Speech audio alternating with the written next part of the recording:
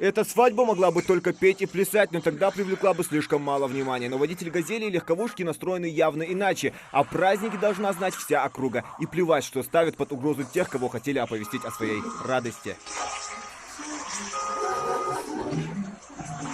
Официально в свадебном кортеже старейшины разрешают участвовать только 3 машинам, но обычно это число смело можно умножить на 10. Несмотря на все запреты, направленные на предупреждение нарушения общественного порядка, некоторые автолюбители все же идут наперекор всему и отмечают свадьбу по-своему, по-беспредельному.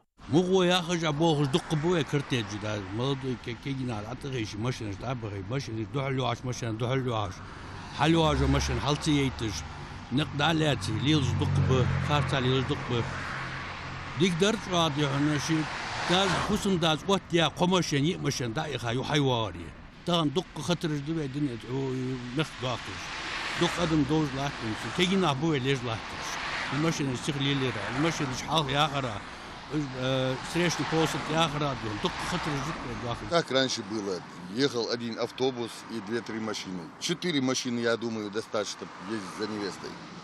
4 машины. Старики, за невестой, которые едут, взять и еще одна машина. Случается и так, что к кортежу примыкают посторонние автолюбители, так сказать, искатели приключений на свою и чужую голову. В погоне за ложным и абстрактным трофеем, как говорят в народе нускалицок, как левые, так и правые участники свадебного процесса превращают дорожное движение в настоящий кавардак.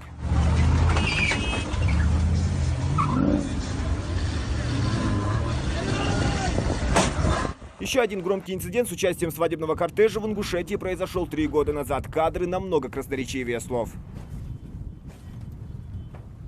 Светлый праздник легко может обернуться в траур. Очень часто в ДТП участники кортежа получают различные травмы, а порой бывают и человеческие жертвы. И горе от последствий приходит в наши же дома. Так или иначе, мнения насчет свадебных кортежей расходятся.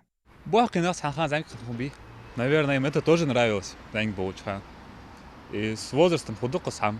Вахка что но худос, но ханз деск замечан, язык. Чуть повеселиться, можно сказать. А так, харц чем харц этот. Не перегибая, да, палку? Не перегибая, конечно. Скажите, как ходок интересно, мы холи. Так, хаза. نجاسم باقيشنا أخي اشتغلوا دي اشتغاس حمد داس أخي شيء تاع باقيشنا يا آخر ديس تعطي موتي خو مخولي كيشنا دي شيء بيزم ولا جرد توخ شيء قرد دي شيء تورك لونلي أخي اشتغلوا شيء تباقيشنا أنا شيء بحد ديك أخي سم ولا استنى أصلا مش خلي باقيش ما خزانيش لا تعطي موتي خلوا أول دي خلوا تعطي موتي كذا هيش ياس أول خو تعرف خوص بقى ماشين سخيك يخل كجنا لورلولي كذا دي جوابا خدرسم. Вереница машин на встречной полосе, ограничение скорости, ничто не имеет значения, газ в пол. В таких случаях водителям, двигающимся в правильном направлении, приходится либо остановиться, чтобы переждать непредсказуемый поток кортежа, либо максимально тесниться на обочину. Кадры громких торжеств, как и самих нарушений, не остаются без внимания сотрудников ГИБДД. В ходе мониторинга социальных сетей сотрудниками госавтоинспекции выявляются видео и фотоматериалы, на которых водители транспортных средств грубо нарушают правила дорожного движения.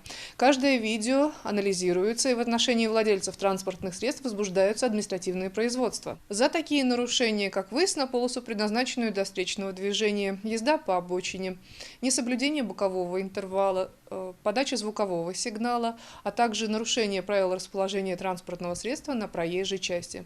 В совокупности данные административные правонарушения могут составлять достаточно приличные административные наказания в виде денежного штрафа. Традиции народов Северного Кавказа настолько популярны, что о них известно даже в дальних странах. Обычаи, которые не меняются многие годы, передаются из поколения в поколение. Народ относится к ним с особым трепетом. Но что делать с теми современными обычаями, которые к истории не имеют никакого отношения? Невесту можно сопровождать шумно и весело, но при этом не угрожая жизни как своей, так и окружающих. Автолюбители сами становятся провокаторами введения каких-либо дополнительных ограничений. Их отсутствие зависит лишь от того, научатся ли участники свадебных процессов веселиться правильно или нет. А жить согласно обычаям и традициям никто не запрещает, но все должно быть в рамках закона, чтобы громкие торжества не обернулись трагедией. Зелимхан Калоев, Асхаб Белакиев, Новости 24.